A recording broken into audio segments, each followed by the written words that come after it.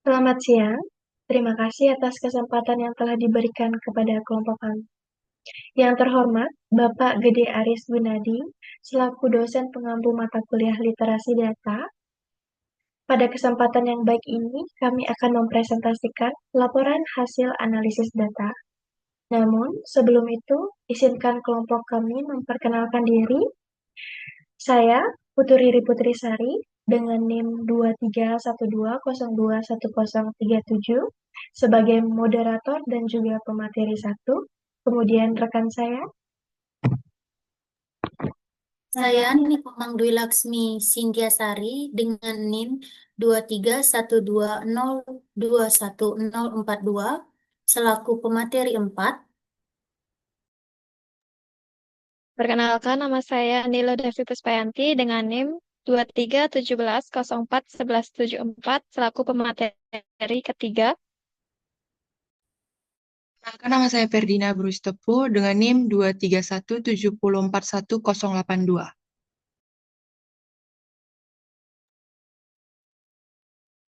baik, pada kesempatan ini saya akan menjelaskan mengenai dataset Student Exam Scores.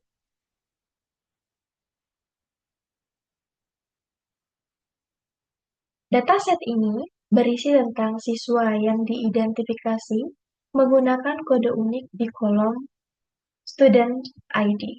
Artinya, setiap siswa itu memiliki kode yang berbeda, sehingga tidak ada data yang tertukar atau double. Nah, di dalam data ini terdapat beberapa informasi penting tentang kebiasaan dan hasil belajar siswa, yaitu yang pertama itu hours study, atau rata-rata jam belajar per hari sekitar 1-12 jam, kemudian sleep hours, atau lama tidur siswa per hari sekitar 4-9 jam, kemudian attendance percent, itu persentase kehadiran siswa di sekolah sekitar 50% sampai 100%. Selanjutnya, previous scores atau nilai siswa sebelum mengikuti tes akhir, dan exam scores itu nilai ujian terbaru siswa. Nah, berdasarkan pemeriksaan data, next, tidak ada nilai yang hilang, tidak ada data yang ganda, dan tidak ada data yang perlu terlalu ekstrim atau menyimpang. Nah, ini berarti data dalam kondisi baik dan siap digunakan untuk analisis. Secara sederhana, dataset ini itu membantu melihat hubungan antara kebiasaan tidur, kemudian jam belajar, kehadiran, dan nilai sebelumnya dengan nilai ujian terbaru. Data seperti ini biasanya digunakan oleh guru atau sekolah untuk memahami apakah siswa berpotensi lulus atau butuh bantuan tambahan dalam belajar. Baik, selanjutnya untuk mengetahui informasi lebih lanjut dimulai dari memahami data.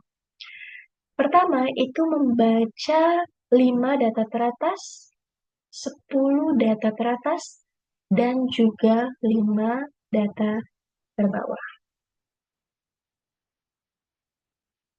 Baik, berdasarkan tampilan nilai dan 5 dan 10 data awal serta 5 data terakhir, dapat diketahui bahwa dataset Student Exam Scores itu terdiri dari 200 data siswa. Nah, data ini itu berisi informasi mengenai jam belajar, jam tidur, tingkat kehadiran, nilai ujian sebelumnya, serta nilai ujian terbaru siswa. Dari data yang ditampilkan, terlihat bahwa setiap siswa memiliki kebiasaan belajar yang berbeda-beda. Ada siswa dengan jam belajar yang tinggi, ada pula yang rendah. Nah, perbedaan juga terlihat pada jam tidur dan tingkat kehadiran siswa.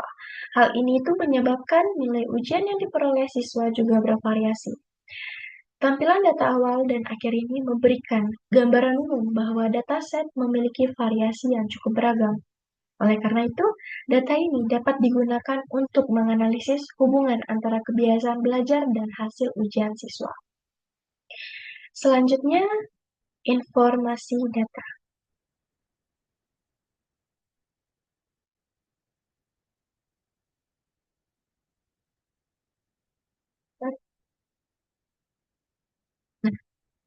Baik, berdasarkan hasil pengecekan struktur data menggunakan data info, diketahui bahwa dataset ini itu terdiri dari 200 data siswa dan 6 variabel utama yang telah saya sebutkan di awal, dan seluruh data pada setiap variabel itu di sini terisi lengkap, sehingga tidak ditemukan data kosong atau hilang. Data yang digunakan sebagian besar berupa angka, sedangkan identitas siswa berbentuk teks. Karena tidak terdapat data yang hilang, analisis dapat dilakukan tanpa perlu melakukan pembersihan data yang kompleks. Baik, sekian dari saya mengenai understanding data atau pemahaman data. Untuk pembahasan selanjutnya akan dilanjutkan oleh rekan saya. Terima kasih. Baik, selanjutnya yaitu exploratory data analysis atau EDA. Yang pertama yaitu deskripsi data, di mana berdasarkan hasil statistik deskripsi dataset student exam score terdiri dari 20 data siswa. Rata-rata jam belajar siswa ada sekitar 6,3 jam, sedangkan rata-rata jam tidur berada di kisaran 6,6 jam. Nah, hal ini menunjukkan bahwasannya sebagian besar siswa memiliki waktu belajar dan waktu istirahat yang cukup seimbang. Sedangkan tingkat kehadiran siswa memiliki rata-rata sekitar 74,8%, yang berarti sebagian besar siswa cukup aktif mengikuti pembelajaran. Nilai ujian sebelum memiliki rata-rata itu sebesar 66,8, sedangkan nilai ujian terbaru memiliki rata-rata sekitar 34. Perbedaan ini menunjukkan bahwa nilai ujian siswa bervariasi dan tidak selalu sama dengan nilai sebelumnya. Jika dilihat dari sebaran data, terdapat siswa dengan jam belajar paling rendah itu sekitar 1 jam, dan paling tinggi itu 12 jam. Jam tidur siswa berkisar antara 4 jam hingga 9 jam. Kehadiran siswa berada pada rentan 50% hingga 100%, sedangkan nilai ujian terbaru berkisaran antara 17,1 hingga 51,3.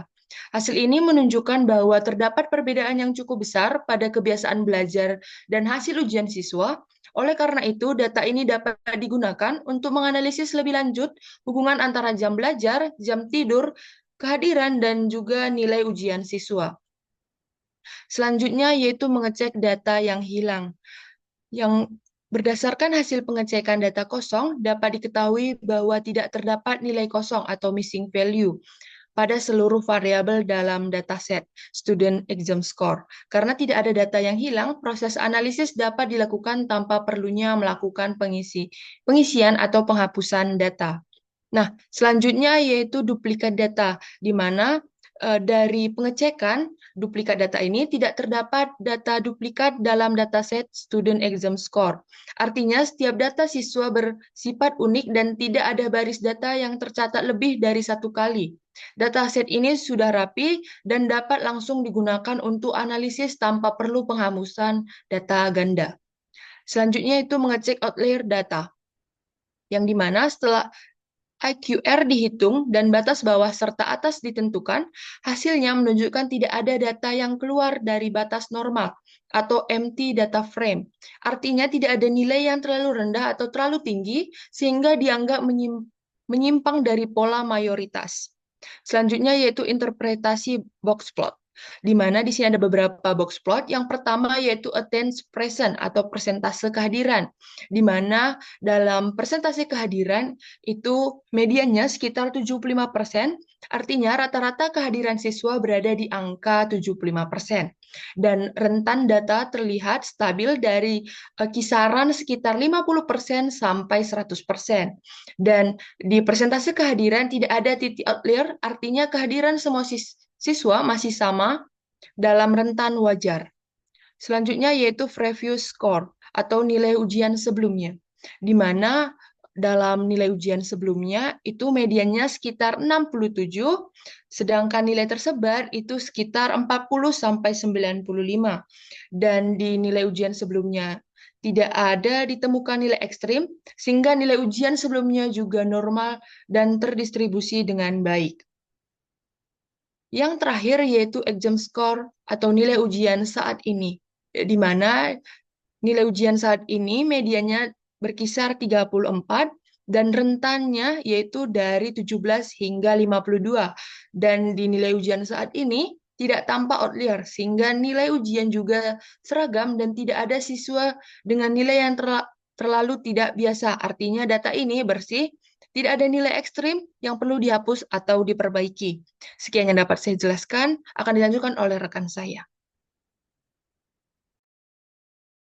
Baik, terima kasih atas kesempatannya. Di sini saya akan melanjutkan memaparkan materi mengenai insight extraction, di mana yang diawali yang A, yaitu analisis performa siswa. Dengan pertanyaan pertama, bagaimana distribusi nilai ujian siswa secara keseluruhan? Nah, teman-teman bisa melihat perintah codingan yang telah tertera pada gambar tersebut, di mana dari gambar tersebut itu mendapatkan hasil atau kita ketahui bahwa nilai ujian siswa tersebar pada banyaknya variasi skor. Setiap baris menunjukkan nilai ujian dan jumlah siswa yang memperoleh nilai tersebut. Nah, hasil ini menunjukkan bahwa sebagian besar nilai ujian hanya dimiliki oleh satu siswa, yang berarti nilai siswa cukup beragam. Lalu yang kedua ada beberapa nilai yang muncul lebih dari satu kali, atau misalnya nilai 47,9 muncul pada dua siswa, namun jumlahnya sangat sedikit. Yang ketiga ada total terhadap 139 nilai unik, yang menandakan bahwa hampir setiap siswa memiliki nilai yang berbeda. Yang terakhir, rentang nilai cukup luas, dari nilai rendah hingga nilai yang lebih tinggi, sehingga menunjukkan perbedaan kemampuan siswa dalam mengerjakan ujian. Di mana secara keseluruhan distribusi ini menunjukkan bahwa tidak ada nilai yang sangat mendominasi dan performa siswa cenderung bervariasi. Selanjutnya, gambar dari distribusi nilai ujian. Bisa dilihat, teman-teman, begini gambar dari distribusinya, yang dimana dari grafik yang kita amati bahwa nilai ujian siswa paling banyak berada di kisaran 30 hingga 40. Yang kedua ada puncak grafik berada di sekitar nilai tengah, yaitu sekitar 33 sampai 35, yang menandakan bahwa sebagian besar siswa memperoleh nilai di rentang tersebut. Lalu jumlah siswa dengan nilai yang sangat rendah, di mana di bawah 20, dan sangat tinggi yaitu di atas 45, yang relatif sedikit. Nah, yang terakhir, bentuk distribusi cenderung mendekati distribusi normal, yang artinya nilai siswa tersebar cukup merata dan tidak condong ke satu sisi saja. Jadi, secara keseluruhan grafik ini menunjukkan bahwa mayoritas siswa memiliki performa ujian yang sedang dengan variasi nilai yang wajar di antara siswa. Lalu pertanyaan kedua, berapa rata-rata nilai tertinggi dan terendah? Nah, bisa dilihat codingan perintahnya untuk mencari berapa rata-rata nilai tertinggi dan terendah. Berdasarkan hasil perhitungan data tersebut, diperoleh informasi di mana pertama rata-rata nilai ujian siswa adalah 33,96. Hal ini menunjukkan bahwa secara umum kemampuan siswa berada di tingkat yang sedang, karena sebagian besar nilai berkumpul di sekitar angka tersebut. Yang kedua, nilai tertinggi yang diperoleh siswa adalah 51,3, yang menunjukkan adanya siswa yang performa ujian yang sangat baik dibandingkan siswa lainnya. Lalu yang ketiga, nilai terendah adalah 17,1 yang menandakan bahwa masih terdapat siswa yang mengalami kesulitan dalam mengerjakan ujian. Nah, perbedaan antara nilai tertinggi dan terendah menunjukkan adanya variasi kemampuan siswa dalam mengikuti ujian. Informasi ini penting untuk membantu guru atau pihak sekolah dalam mengevaluasi hasil pembelajaran serta menentukan langkah perbaikan ke depannya. Berikut bisa kita lihat gambar visualisasi grafiknya, yang dimana saya akan menjelaskan tiap garisnya. Yang pertama garis putus-putus atau rata-rata yang berada di nilai 33,95, yang menunjukkan nilai tengah dari seluruh hasil ujian siswa. Lalu garis titik-titik di sebelah kanan menunjukkan nilai tertinggi, yaitu 51,3, yang menandakan pencapaian nilai maksimal oleh siswa. Lalu garis titik-titik di sebelah kiri yang menunjukkan nilai terendah, yaitu 17,1, yang menandakan nilai paling rendah yang diperoleh oleh siswa. Nah, dari gambar grafik tersebut dapat dilihat atau kita simpulkan yaitu di mana sebagian besar siswa memiliki nilai di sekitar rata-rata yaitu pada kisaran 30 sampai 40. Lalu jumlah siswa dengan nilai yang sangat rendah maupun sangat tinggi relatif sedikit. Lalu distribusi nilai cenderung menyebar secara normal sehingga menunjukkan variasi kemampuan siswa yang wajar. Nah, secara keseluruhan, visualisasi ini membantu memahami posisi rata-rata nilai dibandingkan nilai ekstrim, serta memberikan gambaran yang jelas mengenai performa ujian siswa secara umum. Selanjutnya, pertanyaan ketiga, apakah terdapat siswa dengan nilai sangat tinggi atau sangat rendah atau outlier dibandingkan siswa lain? Bisa dilihat teman-teman codingannya di mana analisis ini bertujuan untuk mengetahui apakah terdapat siswa dengan nilai ujian yang sangat tinggi atau sangat rendah dibandingkan siswa lainnya.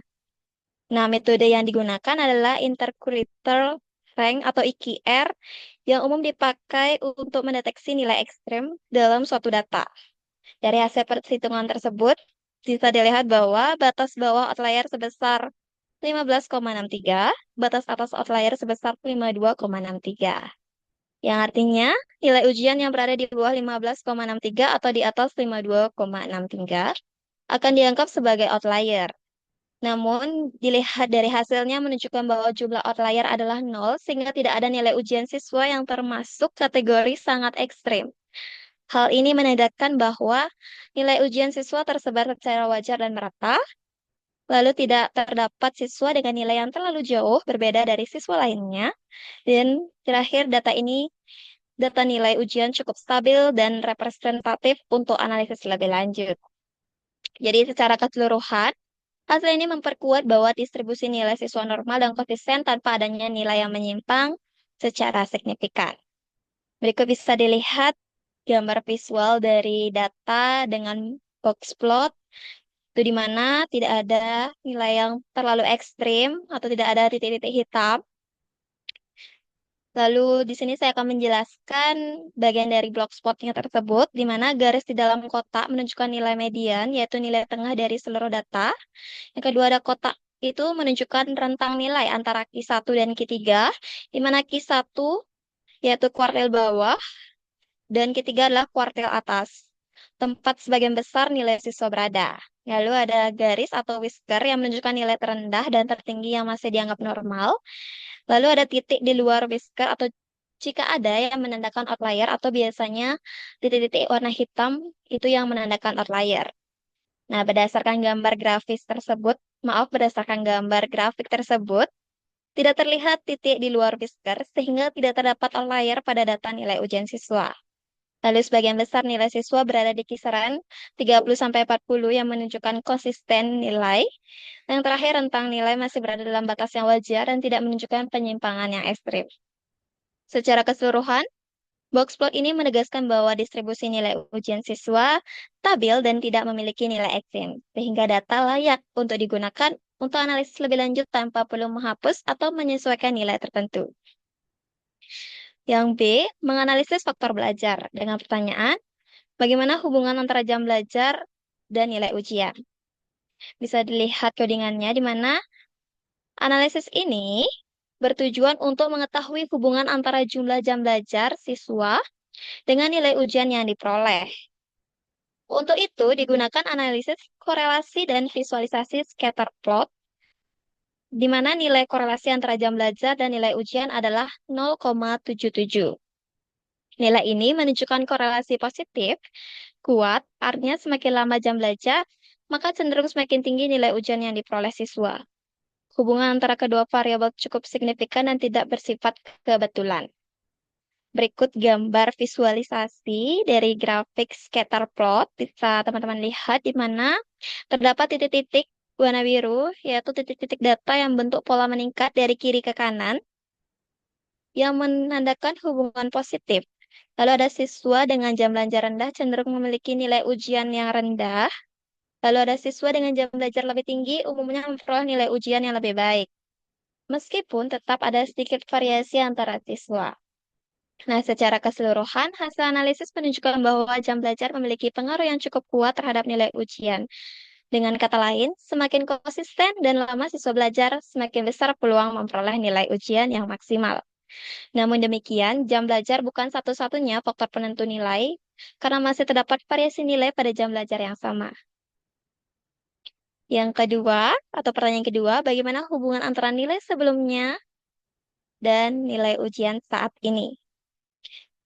Yang dimana bisa dilihat dari gambar tersebut. Pada tahap ini dihitung korelasi antara nilai ujian sebelumnya atau previous score dan nilai ujian saat ini atau exam score.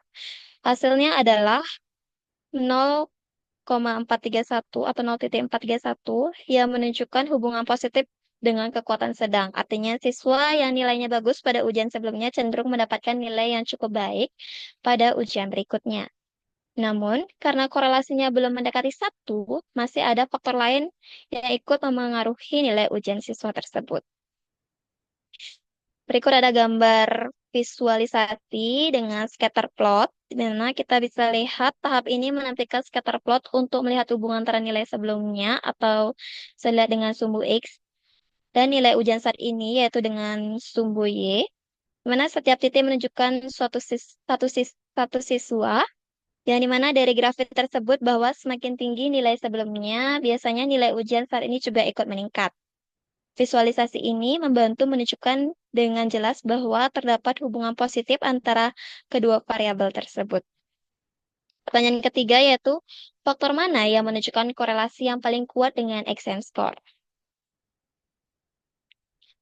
Nah, adapun gambar codingannya di mana dari gambar tersebut mendapatkan hasil korelasi yang menunjukkan bahwa jam belajar memiliki hubungan yang paling kuat dengan nilai ujian, yang artinya semakin lama siswa belajar, semakin tinggi nilai ujian yang diperoleh. Nilai sebelumnya juga berpengaruh sedang, sedangkan kehadiran dan jam tidur memiliki pengaruh yang lebih lemah, dan jadi faktor terbesar yang mempengaruhi nilai ujian tersebut adalah jam belajar dari siswa tersebut. Berikut gambar visualisasi diagram batang yang bisa teman-teman lihat, di mana diagram batang korelasi menunjukkan bahwa jam belajar memiliki pengaruh yang paling besar terhadap exam score. Nah, faktor previous score masih berpengaruh, eh, namun tidak sekuat jam belajar. Sementara itu, persentase kehadiran dan jam tidur memiliki pengaruh yang lebih rendah terhadap nilai ujian. Hal ini menegaskan bahwa intensitas belajar merupakan faktor utama dalam menentukan hasil ujian siswa. Lalu yang C adalah analisis kehadiran. Yang dimana pertanyaan pertama, apakah siswa dengan persentase kehadiran lebih tinggi atau attendance percent cenderung memiliki nilai ujian yang lebih tinggi? Nah, bisa kita lihat hasilnya yaitu di mana hasil perhitungan korelasi menunjukkan bahwa nilai korelasi antara persentase kehadiran dan nilai ujian bernilai positif namun rendah. Hal ini berarti siswa dengan kehadiran yang lebih tinggi cenderung memiliki nilai ujian sedikit lebih baik, tetapi hubungan tersebut lemah sehingga kehadiran saja belum cukup untuk menentukan tinggi rendahnya nilai ujian yang didapatkan. Berikut gambar visual ataupun codingan visualnya, yang dimana dari gambar ini dapat kita dari kesimpulan di mana visualisasi scatter plot itu menunjukkan bahwa titik data antara persentase kehadiran dan nilai ujian tersebar tanpa pola yang jelas.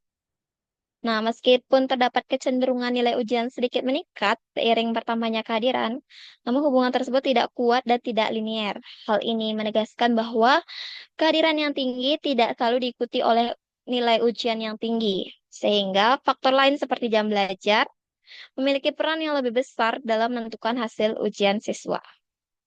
Pertanyaan kedua yaitu, apakah terdapat batas kehadiran tertentu di mana nilai ujian mulai meningkat secara signifikan? Nah, bisa kita lihat gambar dari perintah untuk melihat apakah terdapat batas kehadiran tertentu diterima batas tertentu dari siswa tersebut, di mana hasil pengelompokan persentase kehadiran menunjukkan bahwa rata-rata nilai ujian cenderung meningkat seiring dengan naiknya kelompok kehadiran, di mana siswa dengan kehadiran di bawah 60% memiliki rata-rata nilai terendah, sedangkan siswa pada kelompok kehadiran yang lebih tinggi memiliki rata-rata nilai yang lebih baik. Namun, peningkatan nilai antar kelompok tidak terlalu tajam sehingga dapat disimpulkan bahwa tidak terdapat batas kehadiran tertentu yang secara signifikan langsung meningkatkan nilai ujian, melainkan peningkatan bersifat bertahap. Di mana bisa kita lihat juga dalam gambar diagram garis yang menunjukkan bahwa rata-rata nilai ujian cenderung meningkat seiring bertambahnya persentase kehadiran siswa.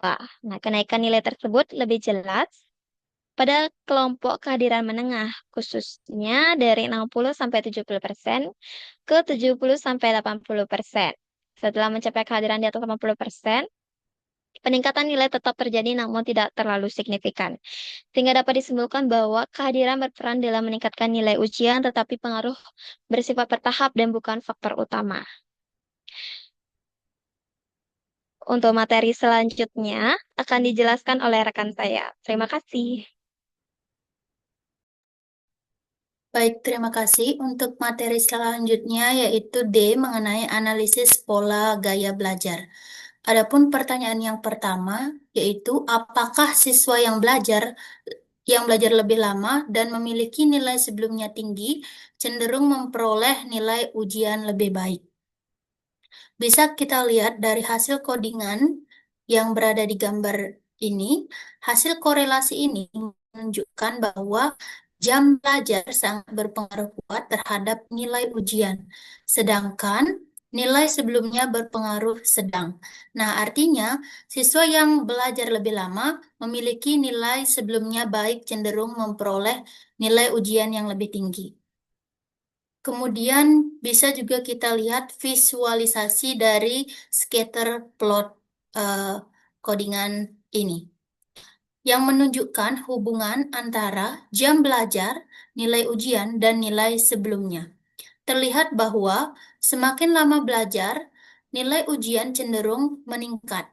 Jadi warna titik menggambarkan nilai sebelumnya, di mana siswa dengan nilai sebelumnya lebih tinggi umumnya memperoleh nilai ujian yang lebih baik. Hal ini berarti bahwa jam belajar dan performa akademik sebelumnya sama-sama berpengaruh terhadap hasil ujian siswa. Kemudian adapun pertanyaan yang kedua, apakah siswa dengan jam tidur tertentu memiliki performa ujian yang lebih optimal? Dari hasil running codingan ini terlihat bahwa jelas analisis ini mengelompokkan siswa berdasarkan durasi jam tidur, kemudian menghitung rata-rata nilai ujian pada setiap kelompok. Hasilnya menunjukkan bahwa siswa dengan jam tidur yang lebih cukup, terutama pada rentang 6-8 jam hingga 8-10 jam, memiliki rata-rata nilai ujian yang lebih tinggi dibandingkan siswa yang kurang tidur. Hal ini mengindikasikan bahwa jam tidur yang cukup berkontribusi positif terhadap performa ujian siswa. Dari hasil visualisasi diagram batang pada gambar ini bisa dilihat bahwa menampilkan rata-rata nilai ujian berdasarkan kelompok jam tidur.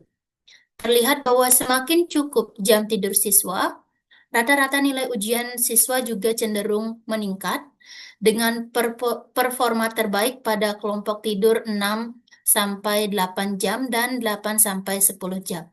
Dari visualisasi diagram batang ini memperjelas bahwa jam tidur yang cukup bisa berpengaruh positif terhadap hasil ujian siswa. Pertanyaan yang ketiga adalah apakah terdapat kombinasi faktor jam belajar, tidur, dan kehadiran yang secara konsisten menghasilkan nilai ujian tinggi.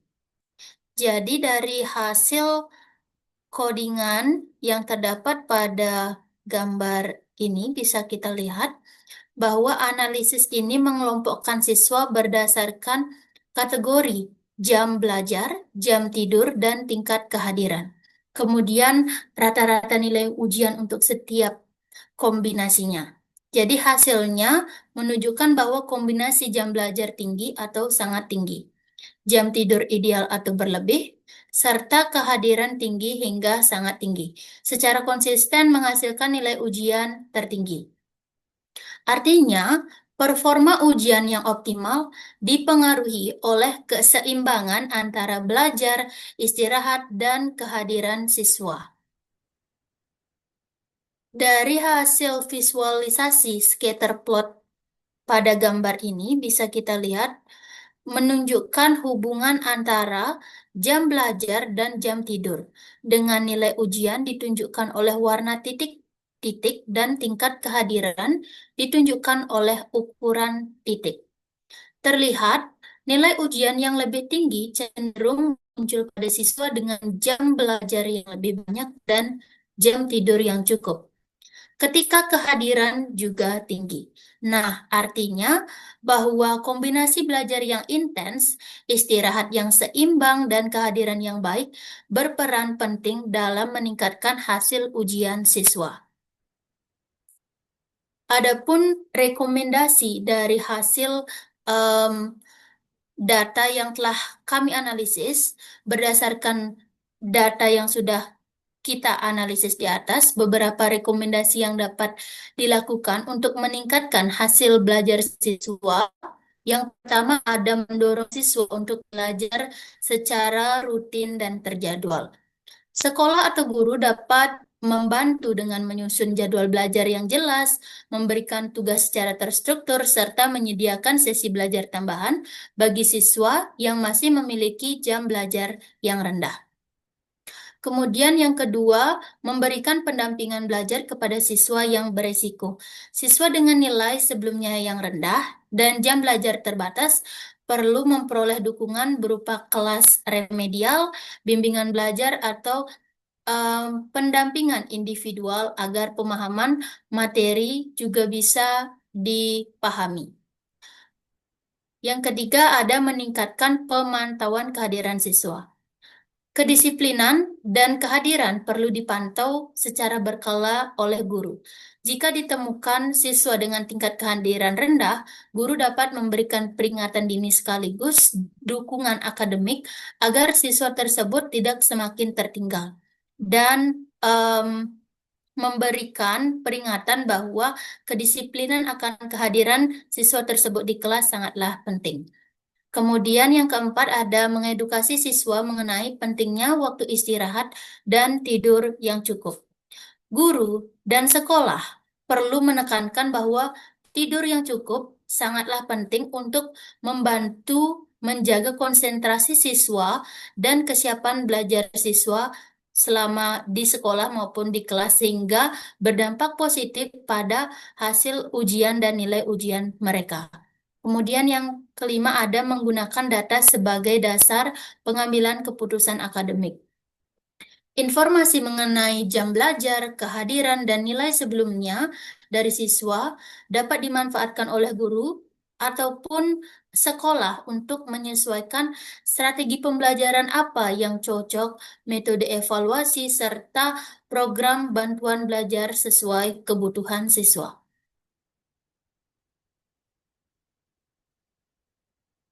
Baik, untuk kesimpulan dari keseluruhannya, berdasarkan hasil analisis data nilai ujian siswa, dapat disimpulkan bahwa capaian nilai ujian dipengaruhi oleh beberapa faktor yang berkaitan dengan kebiasaan dan pola belajar siswa.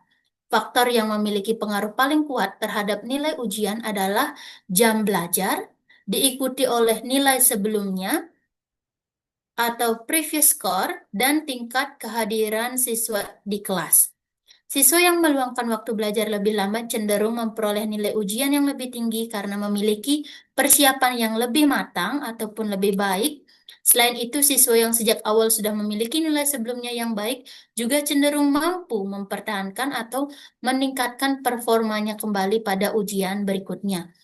Juga kehadiran di kelas turut memberikan kontribusi penting terhadap hasil ujian siswa tersebut.